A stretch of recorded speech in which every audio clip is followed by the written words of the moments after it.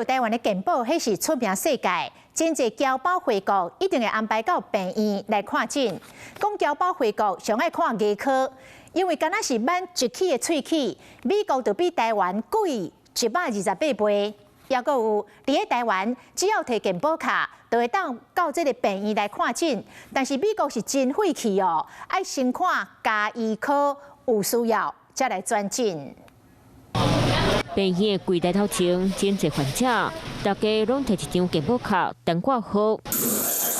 民众看喙齿对台湾人来讲是真事常的代志，尤其伫咧健保的制度，真侪侨胞倒来台湾，就是赶紧排时间看诊，上时间的科别就是看喙齿。另外，亲像无肝病的手术，拢是为国外倒来台湾上接使用的医疗行为。所以第一个，在美国他要看牙医的排程时间比较长以外，另外就是在牙医的部分的治疗费用，健康检查在我们台湾也是属于健保的所谓不给付项目，我们健康检查的费用可能只有美国的1半不到的一个费用。介绍到底政策偌济，伫咧台湾挽一支喙齿，可能需要挂号费加部分负担费用，事常是2高。不如伫咧美国上少大1000块美金，若换算做新台币超过3万，计小贵128倍。虽然健康检查无伫咧健保的体制内底，不过台湾的介绍比国外嘛是较俗。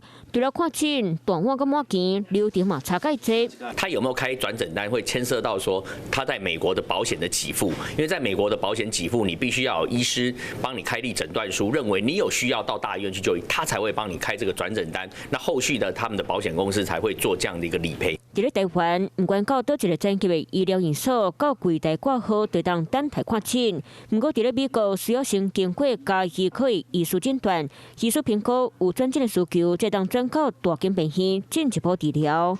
比拼台湾看诊的流程复杂真多。台湾有1+1的医疗资源和健保的制度，让台湾人和侨胞看诊感觉真便利。